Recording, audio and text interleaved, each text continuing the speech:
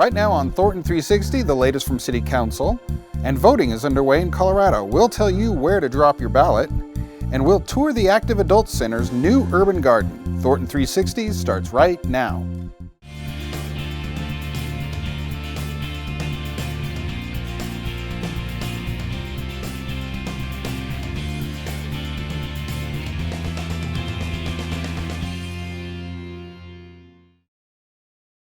Hello and welcome to Thornton360. I'm Todd Barnes, and we start this edition with the latest look at City Council. In a public hearing, a conceptual site plan for 9 acres of land southwest of Thornton Parkway and Huron Street was approved to allow for the development of a convenience store, gas station, and future commercial use. Council heard additional information and subsequently approved amending zoning for approximately 48 acres on Washington Street near Highway 7 to amend the planned development standards and the overall development plan conceptual site plan for a mixed-use commercial and residential development. An agreement with the Colorado Department of Transportation was approved to disperse a funding award for the Eastlake Streetscape Conceptual Plan. The plan promotes the creation of a walkable and economically vibrant Old Town Eastlake by guiding development and investment in the area. Council approved memorandums of understanding between Thornton and local police and fire unions to provide a new post-retirement pre-Medicare health care benefit to eligible retirees.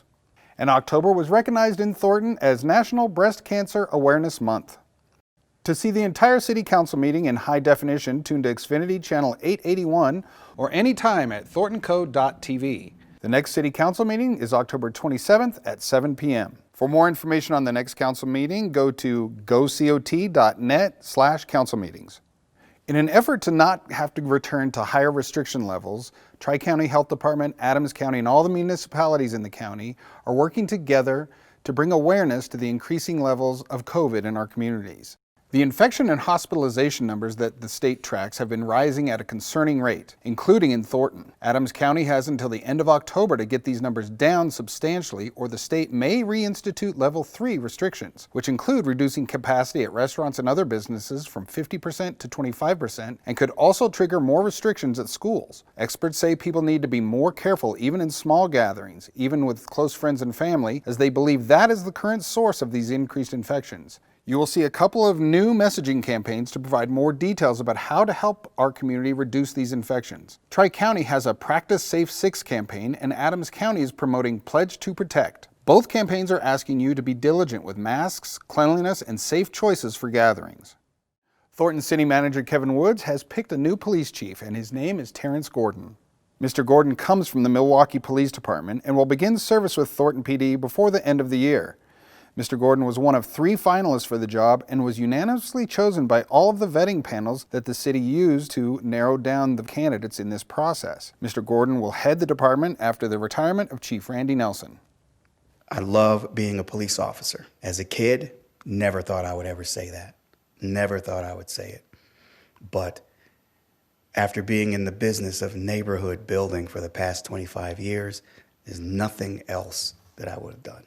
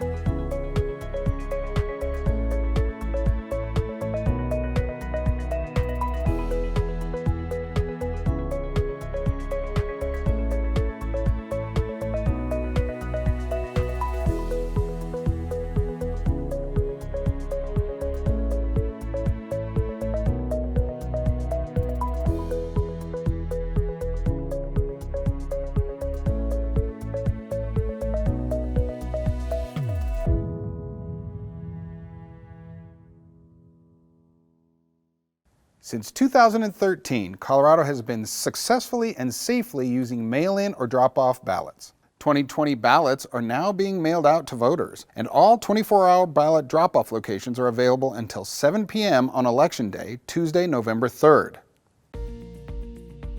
We've been working on the presidential election for about a year now, so there's a lot that goes into it. Ballots did just go out, and we're starting to receive them back in from voters, and we have teams going out to our ballot boxes to start collecting ballots, and then we'll bring them back here and we'll start processing, and come 7 p.m. on Election Day, November 3rd, we will release some results.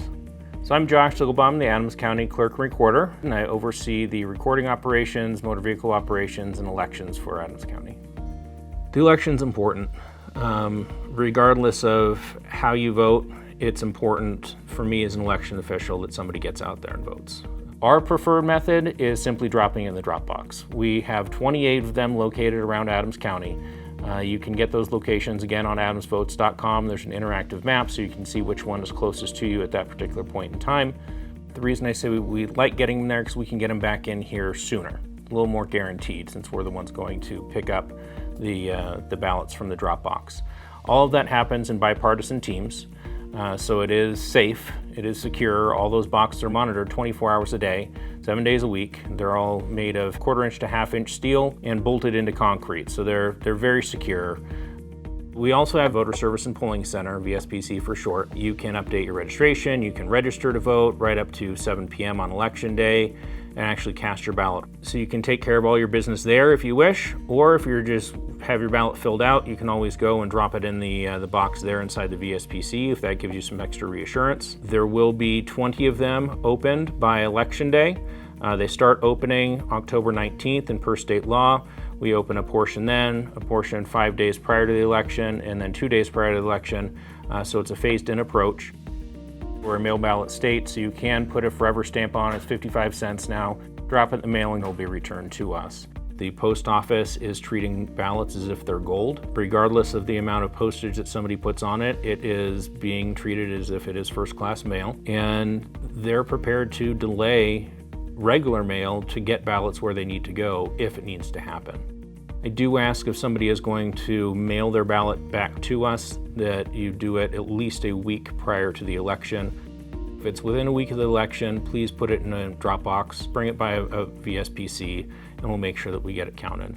We have a system that you can get to through adamsvotes.com called Ballot Tracks, and you can sign up for that. That is a very important way that we are communicating with voters. We want to be transparent. It's important to me. I know it's important to the public, and that helps ensure confidence in the election, that level of transparency. So please sign up for that if you can. Now, as far as the vote centers are concerned and the security around that, it goes beyond just the IT security. Our system here in Colorado is based on paper.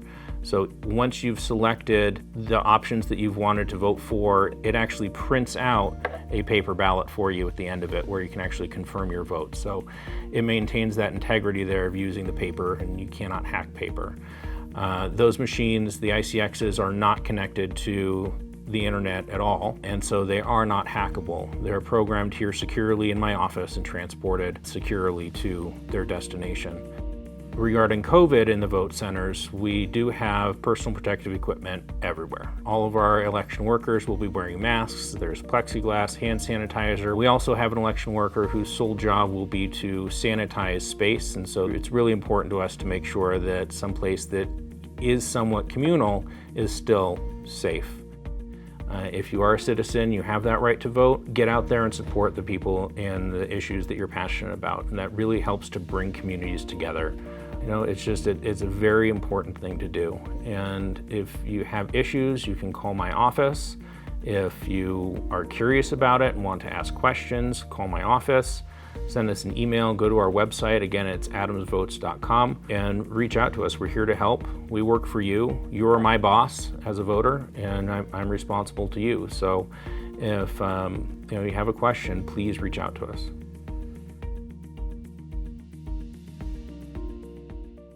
You can find a drop box at Thornton Anythink Library, Wright Farms, Thornton Hilltop Village Shopping Center, Thornton Margaret Carpenter Recreation Center, Thornton City Hall, and Thornton Trailwinds Recreation Center. Again, you can vote in person or mail in your ballot or drop it off, as long as it's received by November 3rd at 7 p.m. The new Thornton water treatment plant is finally operational and supplying water to all of its customers. The new plant is a 20 million gallon per day state-of-the-art facility. It will replace the original plant, which sits nearby at Thornton Parkway and Washington Street. The original plant, constructed in 1955, is at the end of its useful life. The City of Thornton has launched its first Energy Action Plan. It's part of an effort to create a more resilient community through energy advances. The plan identifies an energy vision and goals to achieve over the next 10 years and beyond. The full plan is available at Thorntonsustainability.com. Thornton's Allianza Business Center is open and helping small businesses and home-based businesses during the pandemic. We are excited to announce the opening of our new Alliance Business Assistance Center. We have partnered up with private, public, and nonprofit organizations to provide counseling and free workshops to our Thornton businesses as they recover from COVID-19. So we've joined in partnership with the North Metro Small Business Development Center, Mikasa Resource Center, SCORE, and the Minority Business Office to provide services in English and Spanish for our Thornton businesses as well as Adams County and the surrounding areas. All services are free in 2020. We provide small and large meeting space, collaborative workspace, free Wi-Fi and use of laptops on site, as well as free counseling to assist you through the COVID-19 pandemic. We are also here to assist you with completing your business grant applications for the COVID-19 resources. The center has been designed with COVID safety in mind. We will be doing temperature checks, requiring face masks at all time, encouraging social distancing, as well as providing hand sanitizer throughout the building.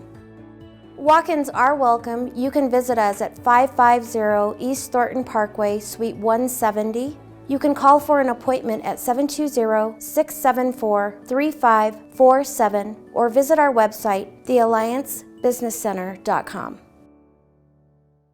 Thornton Police recently took part in the annual Torch Run. Officers, family, and friends rode bikes or ran to raise awareness and funds for Special Olympics. And Thornton Fire Department honored fallen firefighters in the Light the Night annual event. Fire Station number 5 was lit up in red to honor firefighters who died in the line of duty. October is Fire Safety Month, and here are some tips from Thornton Fire. Install smoke and carbon monoxide alarms on every level of your house and in every bedroom. Test alarms regularly. Plan and practice an escape route with your family. Visit nfpa.org for more safety tips.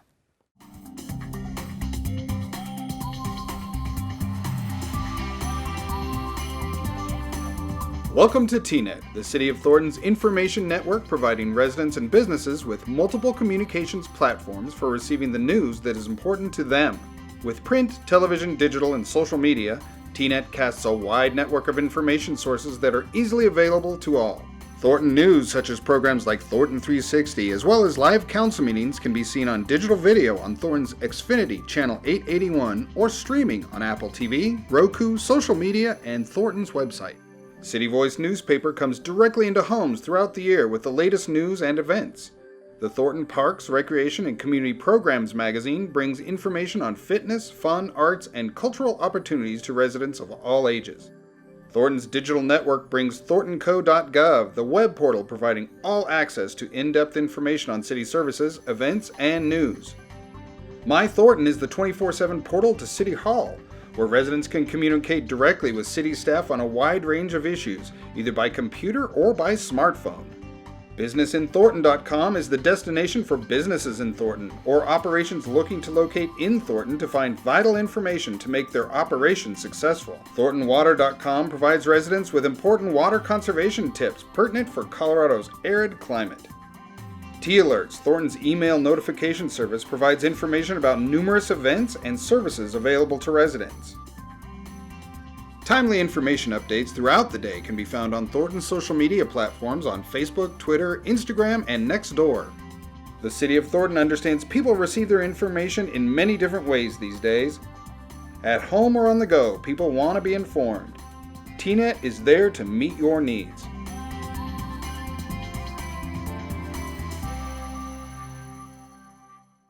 The Thornton Active Adult Center has a new curbside meal service providing food right to seniors.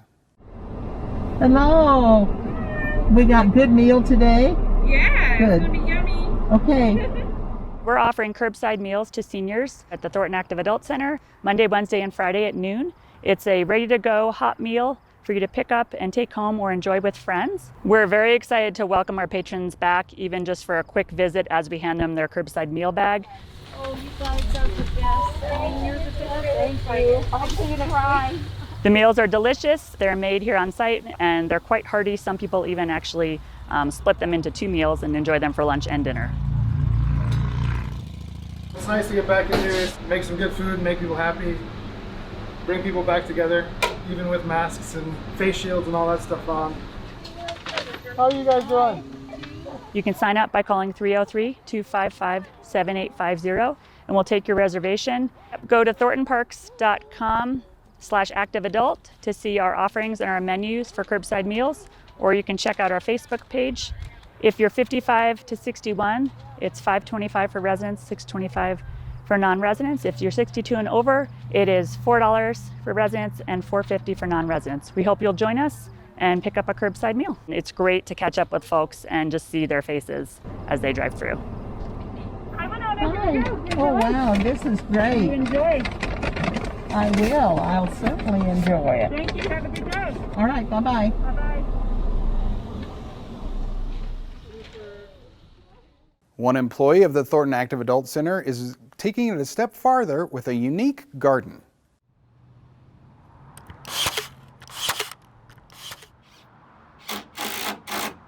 We're at the brand new Active Adult Center, and we are in the new Active Adult Center garden. I am building a potting bench and a storage shed. I am also the chef here, yes. So being able to garden and cook and build, I'm very thankful for those skills. But currently I have basil, rosemary, thyme, sage, oregano, mint, 2 different types of parsley, bell peppers, jalapenos, and poblanos. So for example, tomorrow we have spaghetti and meatballs. I'll be coming out here grabbing some fresh basil, fresh rosemary, fresh parsley to use in my fresh tomato sauce. One of the things I kind of hold dear to my heart is if I was making food for my grandmother every time, would I serve that to my grandmother? This food always tastes better when somebody else makes it for you, especially with love. There's something spooky going on at Carpenter Park in Thornton on Friday, October 30th. As scary as Halloween is, you don't need to fear. We'll be taking extra special care for your health and safety at our drive-thru haunted food drive. This year's event will be a drive-thru experience where you can observe ghosts, goblins, and characters from the safety of your vehicle. Vehicles enter the ghoulish fun at 108th and Colorado Boulevard, then creep through the Carpenter Park South parking lots. At the end of your haunted journey, you'll drop off your non-perishable food items and personal protective equipment donations and receive a bag of treats to take home and enjoy. The festivities began at the witching hour of 6 p.m. on Friday, October 30th and continue to 9 p.m. We hope you'll join us for some fiendish fun, contributing to a good cause, and an opportunity to safely collect some Halloween treats. For more information, go to thorntonparks.com or call 720-977-5917. Happy Halloween! A new work of art is finally visible. Let's take a look at the recent installation of Woman Rising by artist Dawn Mitchell. Today we're finally installing the Woman Rising sculpture. Woman Rising has been resting in the basement of the Arts and Culture House, which is next door to the center. She's gonna get put together and go out front on the hill area. This goes up. This goes up. Yeah.